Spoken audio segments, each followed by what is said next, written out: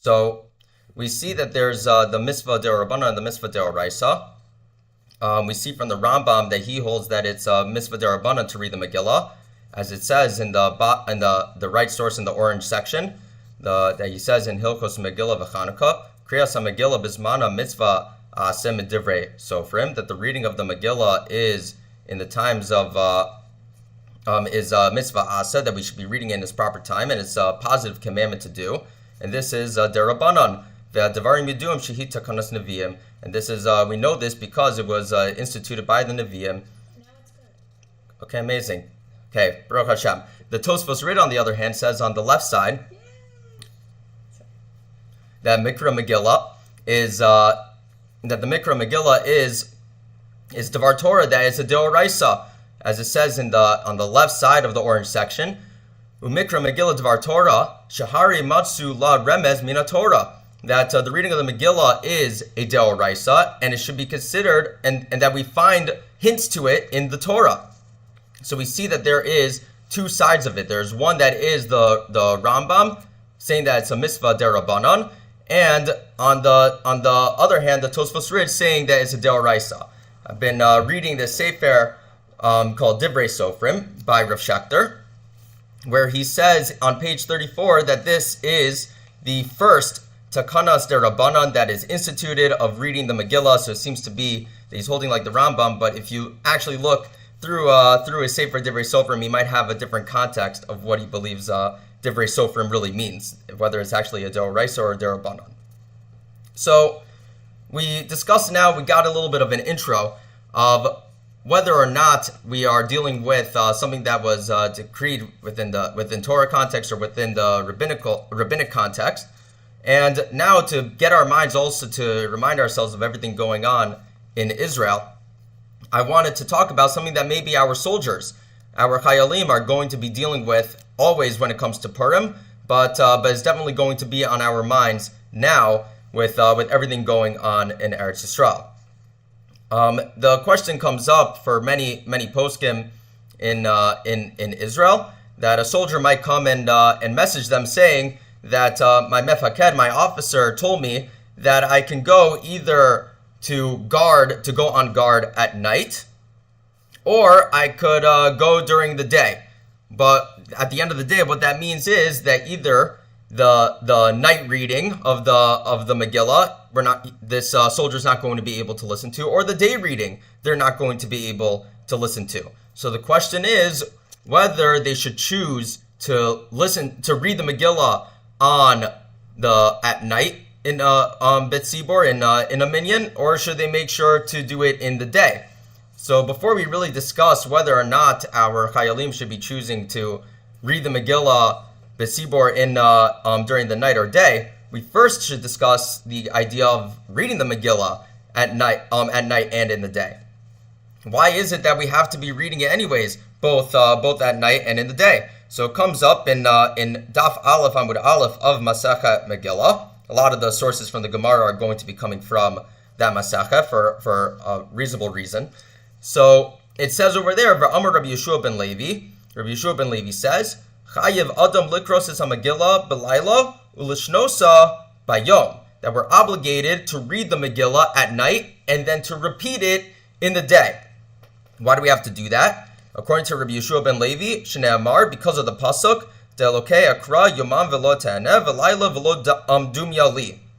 Because of the pasuk that comes from Tehillim in Parakaf Beis, that says that I call out to my God during the day and I receive no answer, and at night I don't stop, I don't cease from trying to reach out, and also the difficulties I'm going through don't seem to stop. So we see that maybe this is the concept of Zecher L'Nes, that we are going through a terrible difficulty, and we have to make sure that we remember the difficulties that we went through both in day and night. That's what Rashi says in the green section on the right side. Rashi says on the words L'shnosa b'yom L'shnosa b'yom, that we repeat it in the day, that the reason is Zecher L'Nes, that we want to remember the miracle that we went through. Shahayu zokin b'yamei sarasan yom v'layla, because we were crying out during this tragedy, during this very difficult time, both in the day and night. So maybe that's why we are reading the Megillah in the day and in the night, because we want to remember the difficulties that we went through during this period of time that happened not basically 24/7. This was basically absorbing our lives at that time. But there's another opinion of the reason why we read both in the day and in the night. It says in the third line of the yellow box section, the first yellow box section, it says in the last word there is itmar. It was stated, itmar nami amar Rabbi Chalbo amar Ula bira'a, that Rabbi Chalbo said in the name of Ula that chayav adam likros es Megillah b'layla u'lishnosa b'yom, that again we're obligated to read the Megillah both at night and then repeat it in the day. Why? Shne'amar halaman yizmeka kuvav v'lo yidom Hashem Elokai lolam odeka. This is a very much more known pasuk that we have, that we sing and praise to Hashem, and that we're not silent, and that we give our thanks forever to HaKadosh Baruch Hu, to Hashem. So Rashi also comments on that pasuk, that based on Rabbi Chalbo, that it seems to be that the reason why we are reading the Megillah both at day and night is not necessarily because of Zecher L'Nes, not because of we're trying to remember what we've gone through, but more of a celebration. As he writes in the green box on the left side, Beyom v'lo yidom, that in the day we didn't stop celebrating, we didn't stop singing. But I'm sorry, v'lo yidom b'layla, and we didn't stop singing at night either. V'hai krab b'mizmar romecha Hashem kidi lisani, that we made sure that we were uplifted and singing, and we were very excited. So why is it that these two psukim are being used in context of Purim? So Rashi says when it comes to the first pasuk, as we go back to the previous box, that says halfway through the word ekra, b'mizmor lamnaseach ala yelas, that's the name of the piece of Tehillim. Parakaf Beis starts off with the words lamnaseach ala yelas, that this relates to Esther, hu shne'amar al Esther, as it comes up in Masechah Yuma, kedamrina b'Masechah Yuma, in Daf Kaf Tes Amud Aleph, lama nimshala Esther ke'ayelas. What is the connection between an ayelas, a doe or a gazelle, and Esther? It seems to be that there's some type of similarity, so that's why we utilize this parak. It happens to be that the parak in general goes through our difficulties, our sorrows that we might have had, that David Melech might have had, and that seems to be something that is related, very in close connection to Esther and everything that was going on during the time of Purim. So that's the connection for Zecher L'Nes. What is the connection for more of a shira, to be mefarnes, to be publicizing the fact that Hashem took us out of this time? We see that the reason is Darshina Psikasa. It says halfway through.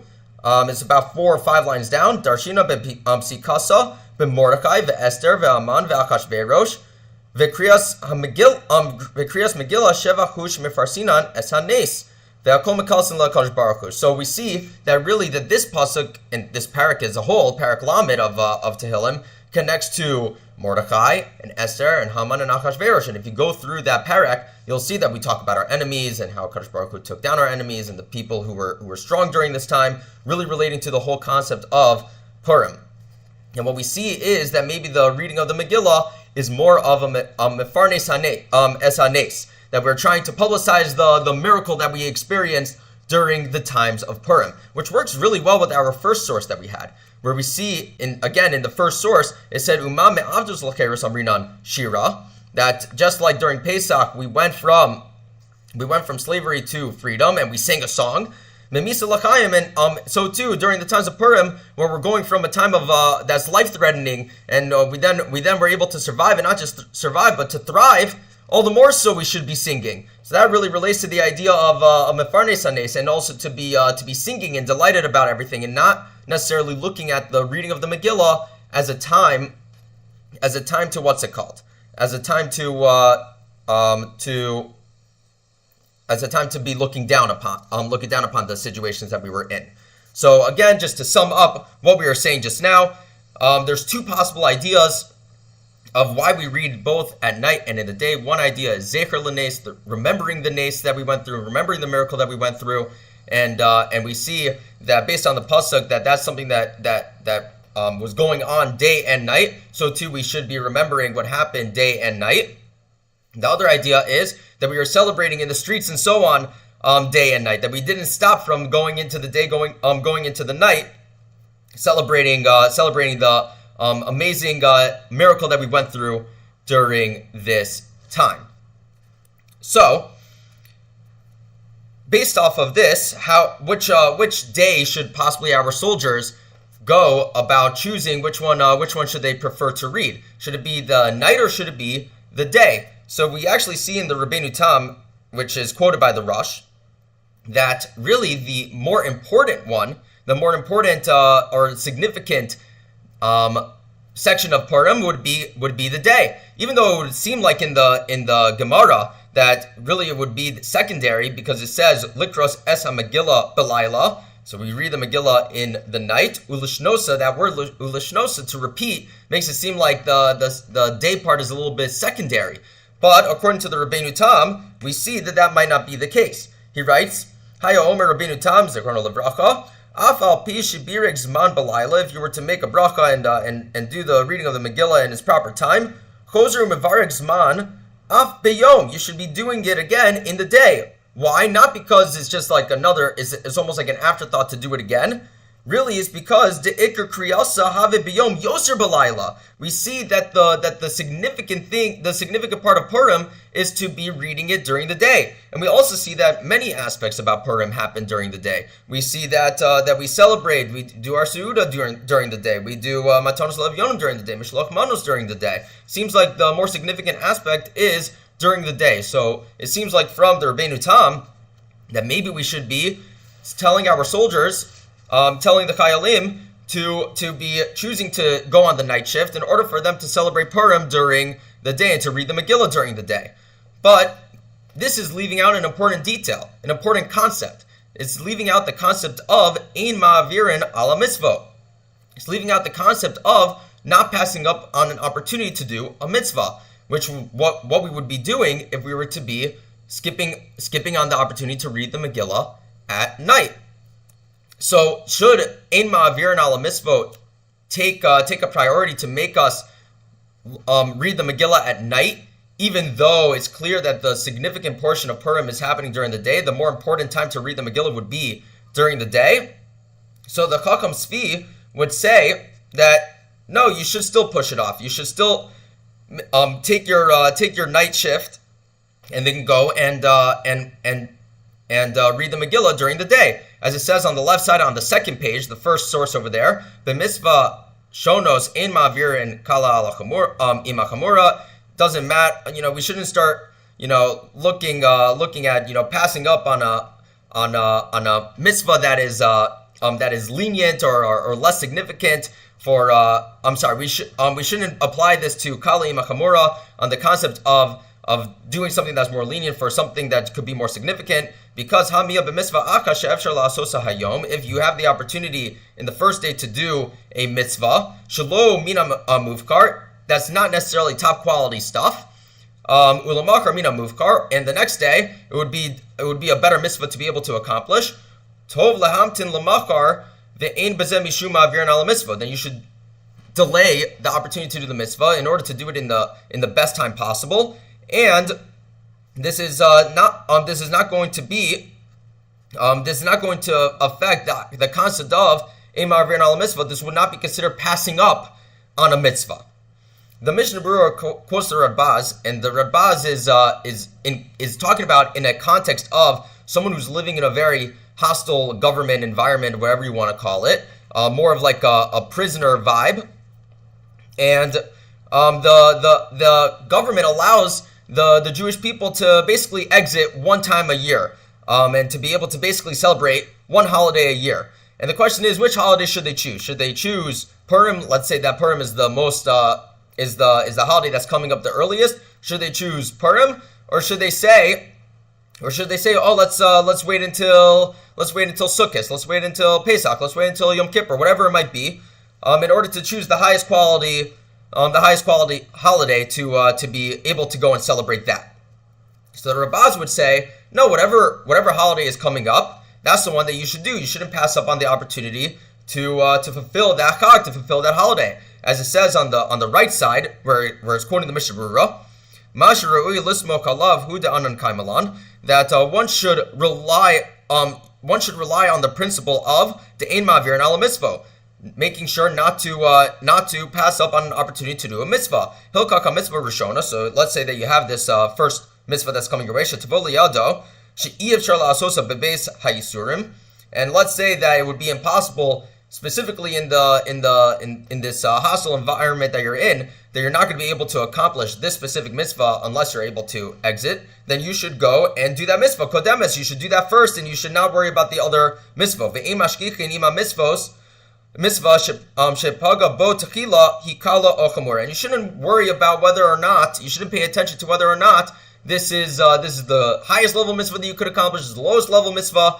This is the mitzvah that's being presented in front of you at this very moment. You should you should go and do that and ignore the possibility of doing a higher quality level of a mitzvah. So let's apply that to our case over here. You have the opportunity to go and read the Megillah at night, which would be considered a lower quality opportunity to fulfill the mitzvah, or you have the higher quality mitzvah that you're able to accomplish, reading the Megillah in the day. Which one should you choose? According to the Rabbaz quoted by the Mishnah Berurah, you should probably choose the night, and that you should choose to do the day shift when it comes to being a soldier and fulfilling your duties. The Aruch HaShulchan actually puts this lehalakha when it comes to the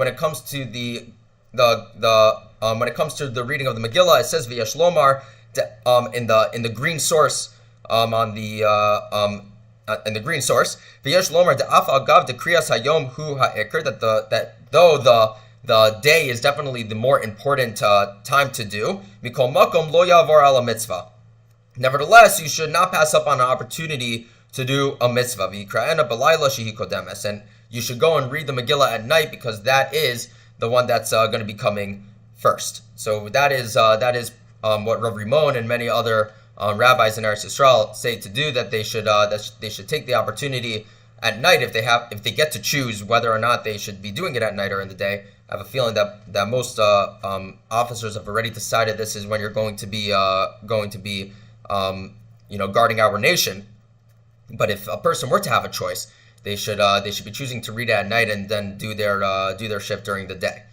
So that is the question, to remind ourselves of everything going on in Eretz Yisrael, and we should continue to daven for our chayalim who are trying to protect both now in the north and the south, as things are getting a little more heightened. And also Meretz Hashem to continue to find the hostages and hopefully bring them home safely. So now let's bring it to a case for ourselves. Let's bring it to a situation that's going to be related to what's going on this year. This year we're going to be celebrating Purim. We're going to be celebrating Purim on Motzei Shabbos, which is a little bit tricky because we don't want to necessarily be preparing for Purim on Shabbos, and it's actually kind of connected when you think about it to what happened in Purim. It says in the Gemara that there was this concept of mida keneged mida, that was almost like an eye for an eye situation when it came to Vashti. Vashti forced her Jewish maidservants to work on Shabbos, and then this led to Achashverosh later calling on Vashti. Happened to be on Shabbos, and Vashti was ended up being killed, bringing Esther into the equation and saving Am Yisrael during that period of time. So definitely, if Shabbos played a role, that is the more clean version if you want to read the Gemara on your own. But definitely we don't want to be breaking Shabbos or breaking the spirit of Shabbos when it comes to thinking about Purim and Purim coming up afterwards. So I remember when I was in 6th grade, I guess it must have been that Purim came on Motzei Shabbos. That Purim came on Motzei Shabbos when I was in 6th grade, because Mora Lanner, I remember, told us that if you're planning on being in costume, that we should make sure to put aside our costumes before Shabbos, so we don't try to prepare everything on Shabbos going into Purim. So it's important to keep in mind that we don't want to be trying to concentrate on Purim during Shabbos. But for us also, we have to wonder, how is it all going to work? Are we going to be reading? Are we going to be doing Mariv and then reading the Megillah and then doing Havdalah and so on, or are we going to try to end Shabbos, do Havdalah, and then maybe meet up later on? A set time that Ahavas Achim might make in order to meet up and go and read the Megillah. So this is a question that comes up lehalakha. It comes up in the Mishnah Berurah that about whether really comes up further than the Mishnah Berurah, but we start off with the Mishnah Berurah that it says Akin Mosei Shabbos LaChanukah Purim, that it talks about Chanukah and Purim coming up on a Mosei Shabbos. Obviously, it happens for Chanukah every year, but it doesn't necessarily happen for Purim. Afilu im gamar seudaso b'layla, if you finish your seudah shlishit or wherever it might be at night, eno maskir shel Chanukah Purim, you should not think about, or you should not be mentioning Chanukah or Purim rak shel Shabbos lavad, until Shabbos is fully over, because Purim and Chanukah are more of a reshus. This is not something that should be concentrated on Shabbos. So with that, should we be reading it seems like we should be doing Havdalah, and then we should all gather later on that night to go and read the Megillah. That's how the Ravid seems to think about it. The Ravid says on the right source on the bottom, V'kach anu omrim be'avdalu Mikra Megillah, that we go and we read. We do Havdalah and then we read the Megillah. She'avdalah ru'uya lahakdim mizeh atam she'amarnu she'in shum ma'aseh kodem Havdalah, because we shouldn't be doing the reading of the Megillah until we've done Havdalah and officially ended Shabbos. But the Kolbo, on the other hand, I think it was supposed to be not a space in between the Lamed and the Beis, but the Kolbo in Siman Mem Hey says that the minhag in where he grew up in Narvona was not so. Amna minhag Narvona shelo lahavdil ad akar kriyasa ve'akar v'noam v'seder kedusha. So it seems like that you didn't do Havdalah until you read the Megillah, and then you do V'hinoam, which is what we do on Mosei Shabbos after Shemona Esrei, and then also after V'hinoam we do Ve'ata Kadosh Hashem Tzilas Yisrael V'kral Zel Zev Ve'amar, and so on and so forth, and then Keshar Mosei Shabbos, then like every regular Mosei Shabbos, Ve'ein Omer V'iten Lach, and for the communities that do V'iten Lach, I guess according to the Kolba you wouldn't say it. But you wouldn't basically say Havdalah until after you fulfilled reading the Megillah. And that's what is brought down by the Ramah. The Ramah says in Orach Chaim, Tav Reish Sadi Gimel, Siyef Aleph, Katan Aleph, Siyef Aleph, the Omer V'ten Lach. So it seems like he actually says that we should say V'ten Lach, V'korim HaMegillah, and then you should go and read the Megillah, Ve'akar Kak Mavdila, and then you would go and read the Megillah. In Ahavas Achim, what's going to happen is that the reading of the Megillah is going to happen 30 minutes after Seis, and then it's going to be followed by Havdalah, and that is what Ahavas Achim is going to be doing. So now a more practical idea that comes up on the last page: do we need to read the Megillah in a sibur? Do we need to have a minyan of 10 men to be able to go and read the Megillah, or can we do this on our own? So it says, Amar Rav says in the first source over there in Masechah Megillah, Hey Amud Aleph, Amar Rav says, Megillah Bizmana, if we're reading the Megillah in its proper time, Koran Osa, Afilu B'Yachid, it would be even okay to read the Megillah B'Yachidus on our own as an individual. Shelo Bizmana, but if it's not in its proper time, it seems like we should be reading it in a minyan, Be'asara. Rav Asi, on the other hand, Rav Asi says, Rav Asi Amar, Bein Bizmana, Bein Shelo Bizmana, Be'asar. It doesn't matter whether you're reading it in the proper time or not. You should be doing it in a minyan. So the question that comes up is whether or not this is talking about the most ideal situation in the Gemara, or is it talking about the least ideal? Are we talking about the lechachila, or are we talking about the b'diavad? So the Torah thinks that this whole conversation is happening as a b'diavad, meaning that it's the lowest quality way to be able to fulfill this mitzvah. And he says based on Rav, we see that Rabbi Akiva is the first source is quoting Rabbi Akiva, and he seems to be going like Rav, where he says Kasav Sarik. This is all the way to the left. Kasav Sarik Lakzor Achar Asara, that you should go and try to find a minyan. V'im Ev Shar Be'asara, but if it's impossible to go and read the Megillah in a minyan, Az Koranosa Beyakid, it would be okay to read it Beyakid. So that seems like Rav. Rav seems to be saying that it's even okay to read the Megillah on an individual basis if that's what's necessary, but it's better to do it in a sibor with the minyan. The Torah then also quotes the Bahag, which seems to be going like Rav Asi, that it says Psak v'davka be'asara, that we should be that we should be dafka reading it with the minyan no matter what, and that even on a b'diavad level, even on the lowest level, that's what you have to do. So that both of those that's showing us the b'diavad side. Rashi, on the other hand, he looks at this and says that this is really talking about the lechakila. This is the highest way to be able to read the Megillah, as it says in the middle source. V'Ravasi Amar bein bezmana bein shelo bezmana. That's quoting the Gemara. Mitzvah lachzor acher asara. Let's say that you should fulfill the mitzvah in a minyan mishum pursuminisa, because we want to publicize the mitzvah. That's important. You have to do it in public in order to be able to publicize the I'm sorry, not the mitzvah, but the nes, the miracle that happened. Val lo eshka kasara. But if you can't find a minyan, lo amar Rav Asi de lo likri she'ein iser kriyasa biyakad. Rav Asi would even say that it's not usher to go and read it individually. Ella mitzvah lekrosa be'asara, but there is a mitzvah in reading it in a minyan. So Rav Asi is now we're seeing that Rav Asi was talking about, and also Rav was talking about, on a lechakila, on the highest level possible, that really we should that really it's okay to go and do it b'diavad, b'yachidus on our own, but it's ideal to be able to go and do it in a minyan. And Rav would say that it seems like a lechakila, you could even do it on your own.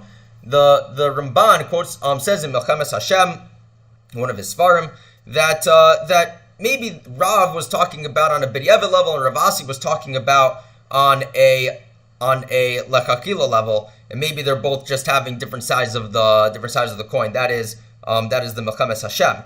But at the end of the day, we see that le'alaka, according to the Shulchan Aruch and the Ramah, that the Megillah is should be read in a minyan if it's possible, and if not, then it's okay to go and read it b'yachidus. So that's what the Shulchan Aruch says in the after Rashi in the middle source. It says the Shulchan Aruch Megillah b'yud daled b'tev vav, that we read the Megillah on either the 14th or 15th. This is talking about whether or not we're in a walled city from the time of Yeshua ben Nun, like Yerushalayim, or obviously in a place like Highland Park or wherever we might be. We are not in a walled city from the times of Yeshua ben Nun, and that's why we would be reading it on Yud Daled, being Motzei Shabbos. Sarik Laksar Akar Asaro, we should be reading it in a minyan. V'im Ev Shar, if it's impossible be'asara to find a minyan, Korim Osa B'yakid, it would be okay to read it in b'yachidus. The Ramah says ukeshayakid Kore Osa B'zmana Sarik Levarak Aleh, that even if someone is reading it in a b'yachidus on their own, then they should even say it with a bracha. So that, to sum up what we have gone through, we see that there's a contradiction about whether or not this is a mitzvah d'oraisa or a mitzvah d'Rabbanan. The Rambam seems to say that it's a takanas d'Rabbanan, that is a d'Rabbanan. We also then discuss whether whether our soldiers who are fighting fearlessly for us, if they have to choose between reading the Megillah at night or in the day, which one should they choose? So based on the Radbaz and also the Aruch HaShulchan, we should be reading. They should be choosing to take their day shift and be reading the Megillah at night because of the concept of ein ma'avirin al mitzvah. We shouldn't pass up on the opportunity to do a mitzvah. We also see that for us, we're going to be doing Ma'ariv, and then we're going to be reading the Megillah, and then we're going to be doing Havdalah.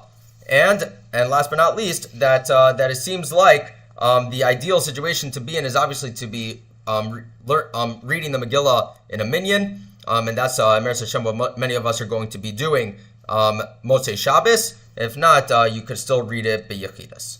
Thank you so much for joining, and I hope that you join me also for next week when we do Matanos Lav Yonah.